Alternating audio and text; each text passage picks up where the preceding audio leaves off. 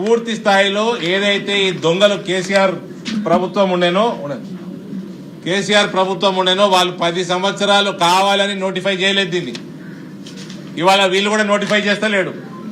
మాకు తక్షణ డిమాండ్ యూనివర్సిటీకి ఈ 2000 దాదాపు 400-500 ఎకరాలు 2400-500 ఎకరాలు తక్షణమే యూనివర్సిటీకి నోటిఫై చేయాలి. లేకపోతే రియల్ ఎస్టేట్ ముఖ్యమంత్రులు చాలా మంది వస్తారు పోతా ఉంటారు. దీన్ని ఫస్ట్ నువ్వు 400 ఎకరాలు ఆక్షన్ చేయడానికి అట్లీస్ట్ రివ్యూ కమిటీ వేసుకున్నావా to assess the ecological significance of that area. ఎంత ఇంబ్యాలెన్స్ అవుతుంది. 700కి పైన స్పీషీస్ ఉన్నాయి అందులో పక్షులు. అందులో కొన్ని ఎక్స్టెంట్ అయ్యే పరిస్థితి ఉన్న స్పీషీస్ ఉన్నాయి. ఈయనకి రేవంత్ రెడ్డికి భూములు అమ్మాలి, కమిషన్లు మింగాలి.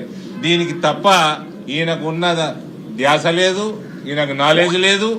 ఇవాళ ఆయన చేస్తున్న వాగ్దానాలు అనే దొంగ వాగ్దానాలు.